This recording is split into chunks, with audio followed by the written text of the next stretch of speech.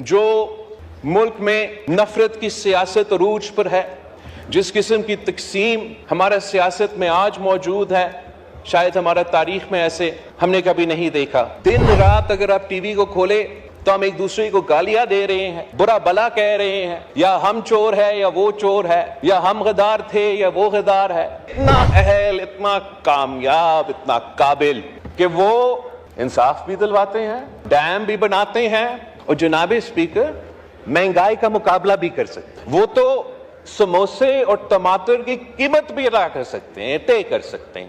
ہمارا جوڈیشری اتنا زبردست ہے جناب اسپیکر۔ پہلے ہمارے مہمان ایک خصوصی کو ویلکم بھی کرتا ہوں، جس نے تلاوت کے ساتھ اس اجلاس کا شروعات کیا، قابل احترام امام صاحب مسجد نبی کا، اور میرا دوست، میرا بھائی جو سفیر ہے سعودی عربیہ کا، جس کے ساتھ میں نے بڑا کام کیا پچھلی حکومت میں، اس کو بھی ہم ویلکم کرتے ہیں۔ اور ساتھ ساتھ اس پورا ہاؤس کے ساتھ ہمارا پورے قوم اور عوام کی طرف سے میں ارشد ندیم صاحب کو مبارکباد دینا چاہوں گا۔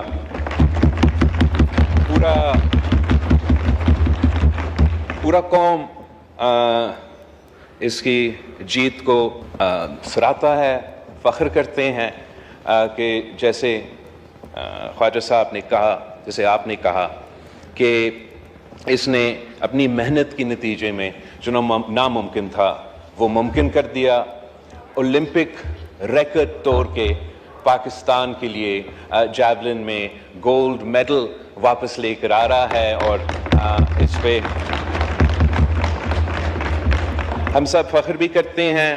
اور یہ ایک اور ثبوت ہے کہ پاکستان کے نوجوان کو جب موقع دیا جاتا ہے تو وہ کامیاب ہو کے، فتح ہو کے واپس آ جاتے ہیں۔ تو جناب speaker, I'd like to join all the members of this house and the people of Pakistan in congratulating Arshad Nadeem صاحب۔ اور میں جو خواجہ آصف صاحب کی بات، جہاں ہمارا اسپانسرشپ، پیٹرنیج، ان ایتھلیٹس کا ساتھ دینا، اس بات پہ میرا خیال میں اس ہاؤس کا کنسنسس ہونا چاہیے کہ ہمیں اپنے بچے جو پاکستان بھر میں اتنے صلاحیت رکھتے ہیں کہ وہ نہ صرف اولمپکس، نہ صرف کرکٹ، مگر ہمیں تو فٹ بال کا بھی ورلڈ کپ جیت کے لے کر آ سکتے ہیں اگر ہم تھوڑا سا ان کے ساتھ دیں۔ جناب اسپیکر، ہمارا کراچی کا لیاری کا علاقہ ہے، جہاں وہاں کا ہر دوسرا بچہ، میں آپ کو بتاؤں، فیفا کا ورلڈ کپ جیت کے واپس لے کر آ سکتا۔ میں 2-3 ہفتہ پہلے پشاور میں تھا، وہاں میں کچھ لڑکیوں سے ملی جو ٹی آئی خان سے ٹائیکوانڈو کر کے بلیک بیلٹ حاصل کر کے پاکستان کے لیے، اس ملک کے لیے وہ میڈلز لے کر آ رہے ہیں۔ اس قسم کے مسائل آپ کو پاکستان بھر میں ملیں گے، مگر افسوس کے ساتھ نہ وفاقی حکومت نے نہ صوبائی حکومت نے ان کے ساتھ ویسے دیا جیسے ہمیں دینا چاہیے۔ اور ہمیں یہ طے کرنا چاہیے کہ اگلا اولمپکس میں پاکستان ایک نہیں، ہر صوبہ میڈلز جیت کے واپس آئیں گے۔ اور میں وفاق کا جو اسپورٹس منسٹر ہے اس سے بھی ریکویسٹ کروں گا کہ وہ تمام صوبے کے جو اسپورٹس منسٹرز ہیں ان کے ساتھ بیٹھ کے ہر صوبہ کا ایک انڈاؤمنٹ فنڈ اسٹیبلش کیا جائے، اور اس انڈاؤمنٹ فنڈ میں وفاق اور صوبائی حکومت کی طرف سے ہم کچھ فنڈز رکھے، تاکہ ہم نہ صرف ہمارے وہ بچے کو تلاش کر سکتے ہیں، ان کا ٹریننگ کر سکتے ہیں، ان کو سپورٹ کر سکتے ہیں، اور انشاءاللہ تعالی اگلا اولمپکس میں ایک نہیں 4 صوبوں سے ہم ارشد ندیم پیدا کر کے واپس لے کر آئیں گے۔ میں جانتا ہوں جناب اسپیکر کہ ٹائم کم ہے، مگر ایسے 1-2 ایشوز ہے جس پہ میں نے سمجھا کہ ضروری ہے کہ ہم بات کریں۔ پاکستان میں جتنا اپرچونٹی ہے، جتنا ہمارے نوجوانوں میں ٹیلنٹ ہے، ہمارا لیبرز نے جتنا سکلز ہے، جس طریقے سے انہوں نے مڈل ایسٹ کو ایک ریگستان سے بڑے بڑے شہروں میں تبدیل کر دیے ہیں، جیسے پاکستان میں ہر ریسورس ممکن ہے، ہمارے پاس ایک ایسا ملک ہے کہ پہاڑوں سے لے کے ساحل تک اللہ تعالیٰ نے ہمیں سب کچھ دیا ہے، مگر افسوس کے ساتھ جناب اسپیکر اس ملک کا تاریخ کچھ ایسا ہے کہ یہ جو شہر بنا ہے یہ صرف اس لیے بنا ہے کہ ملک کے عوام کی خدمت کیا جائے۔ اس شہر کا نہ کوئی تاریخ ہے، اس کے علاوہ نہ کوئی وجہ تھا، نہ کوئی بنیاد ہے۔ یہ بنا اس لیے کہ ہم نے اس ملک کا کیپٹل بنانا تھا اور یہاں بیٹھ کے ہم نے اس ملک کے عوام کے مسائل حل کرنے تھے۔ یہ بڑے بڑے ادارے، یہ بڑے بڑے عمارتیں that house the biggest institutions in this country، اس شہر میں جو سب سے طاقتور ہے، چاہے وہ ہمارا بیوروکریسی کا ایک پورا کا پورا بٹالین موجود ہے، سارے ملک کے سیاستدان ہیں، باقی جو طاقتور لوگ ہیں سب اسی شہر میں ہیں۔ مگر افسوس کے ساتھ کہ جب سے یہ شہر بنا، جب سے اس ملک میں ہم نسلوں سے سیاست کرتے آ رہے ہیں، ہم جس کام کے لیے ہم ادھر آتے ہیں وہ ہم پورا نہیں کرتے۔ ہم یہاں پہنچ کے سازشیں شروع کر دیتے ہیں، ایک دوسرے کے خلاف لڑنا کو ترجیح دیتے ہیں۔ کبھی ایک تہائی میں سیاستدانوں کی لڑائی کے نتیجے میں نقصان ہوتا ہے، کسی دوسرا تہائی میں جنرلوں کی ایڈونچرزم کی وجہ سے کوئی کو ہو جاتا ہے اور ہم سب کا نقصان ہو جاتا ہے۔ اور آج کل جو ملک میں نفرت کی سیاست عروج پر ہے، جس قسم کی تقسیم ہمارا سیاست میں آج موجود ہے، شاید ہمارا تاریخ میں ایسے ہم نے کبھی نہیں دیکھا۔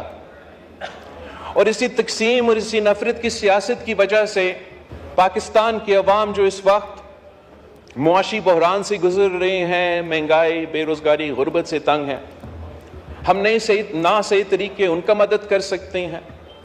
جس طریقے سے ملک کے چاروں کونے میں لا اینڈ آرڈر کی صورتحال مشکل ہوتا جا رہا ہے، ہم وہ منیمم بیک کنسنسس اس ہاؤس میں پیدا بھی نہیں کر سکتے ہیں کہ اگر ہم نے اپنے ملک کا تحفظ کرنا ہے، دہشت گردوں کا مقابلہ کرنا ہے، اپنے عوام کو امن دلوانا ہے تو کیا کرنا چاہیے۔ ہم دن رات اگر آپ ٹی وی کو کھولے تو ہم ایک دوسرے کو گالیاں دے رہے ہیں، برا بلا کہہ رہے ہیں، یا ہم چور ہے یا وہ چور ہے، یا ہم غدار تھے یا وہ غدار ہے۔ اور ہمیں کہیں نہ کہیں کوئی طریقہ نکالنا پڑے گا کہ ہم اپنا لڑائیاں لڑتے رہیں، مگر سیاست کے دائرے میں رہ کے۔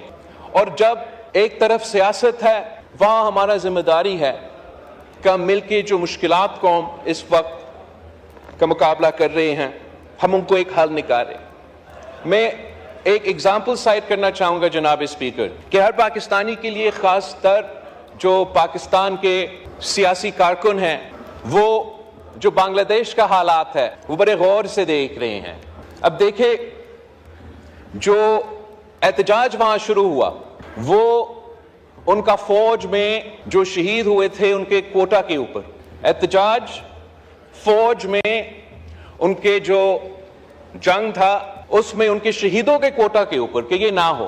اس کوٹا کو 2018 میں شیخ حسینہ واجد نے ختم کی تھی خود، اور ان کے عدالت نے بحال کر دی۔ تو احتجاج شروع ہوا، احتجاج رک نہ سکا، اور اس میں پورا دنیا نے دیکھا کس طریقے سے حسینہ واجد صاحبہ، جس نے ابھی اتنا بڑا فتح حاصل کر کے الیکشن جیتی تھی، عہدہ چھوڑنا پڑی۔ تو پوری ریجن کو ان ایونٹس کو دیکھ کے یہ سوچنا چاہیے کہ ہمیں اپنے عوام کے اصل مسائل کی طرف ترجیح دینا چاہیے۔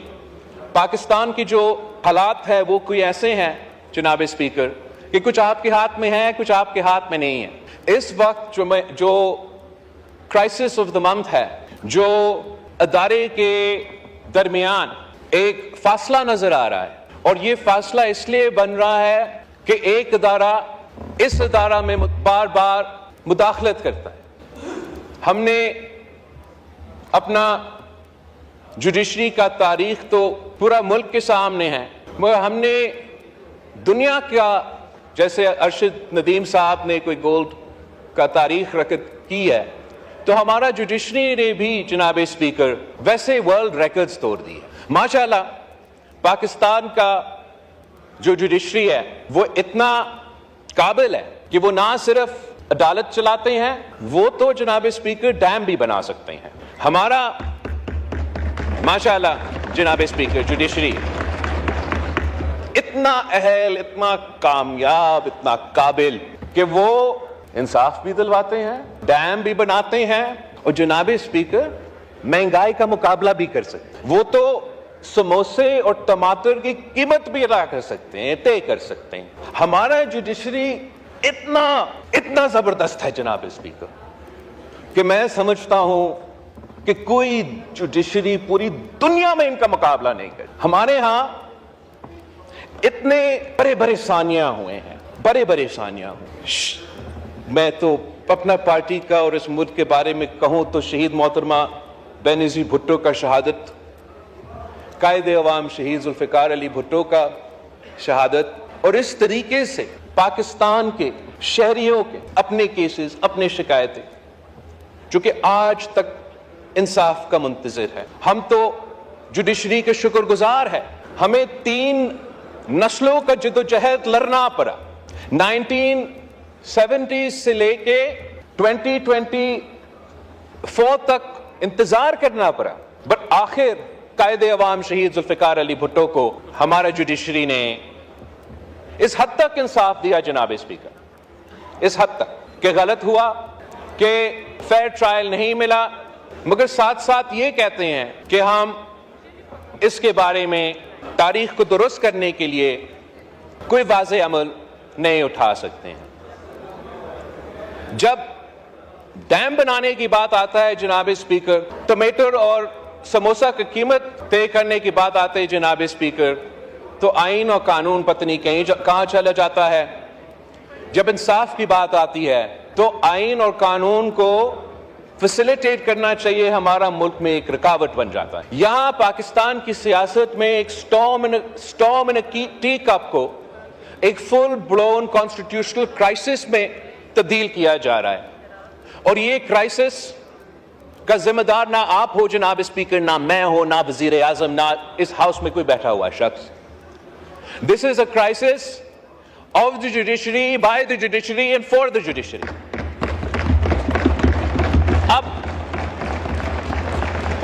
اب قائد حزب اختلاف سے پوچھے, کیا میں نے آپ کا بلا چینا تھا؟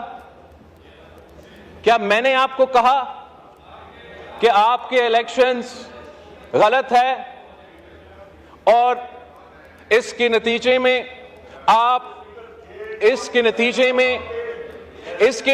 میں جناب اسپیکر میں نے ان کا تقریر کو جی تشریف رکھیں, وہ وائنڈ اپ کر رہے ہیں. آپ رسپونڈ کریں بھائی, میں آپ کے خلاف کہاں بول رہا ہوں. Calm down.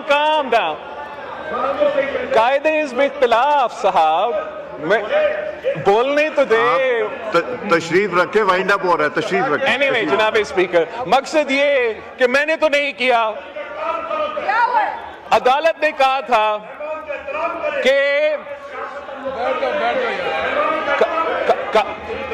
عدالت نے کہا تھا کہ یہ تو انہوں نے اپنے الیکشنز میں دھاندلی کی, جس کی وجہ سے ان کو نہ نشان ملے گا اور یہ نہ جماعت رہیں گے. یہ فیصلہ میں نے نہ آپ نے نہیں سنایا, انہوں نے سنایا, اور میں سمجھتا ہوں اس فیصلہ تشریف نے, رکھیں, وائنڈ اپ کر رہے ہیں. میں وائنڈ اپ ہی کر رہا ہوں. اب تشریف رکھیں, وائنڈ اپ کر رہے ہیں. جناب اسپیکر, اس فیصلہ نے ایک مرا ہوا سیاسی جماعت جن کا الیکشن کا کیمپین کا نہ سر و پیر تھا, ان کو عین وقت میں ایسے فائدہ دیا کہ پورا جماعت جو ہے وہ موبلائز ہو گیا, اور اس الیکشن کہ آخری وقت میں یہ فیصلہ لینا اس کا سیاسی اثرات بھی تھے. اب کہا جا رہا ہے جی کر رہے ہیں, وائنڈ اپ کر رہے ہیں. میں مولانا صاحب کو دیتا ہوں, وائنڈ اپ کریں. اب کہا جا رہا ہے جی وائنڈ اپ کر رہے ہیں, تشریف رکھیں, وائنڈ اپ جا رہا ہے. اب کہا جا رہا ہے جناب اسپیکر کہ ان کو اب کہا جا رہا ہے جناب اسپیکر، اب کہا جا رہا ہے جناب اسپیکر کہ اصل میں ہم نے یہ کہا ہی نہیں، اصل میں ہم نے یہ کہا ہی نہیں، اصل میں یہ ہے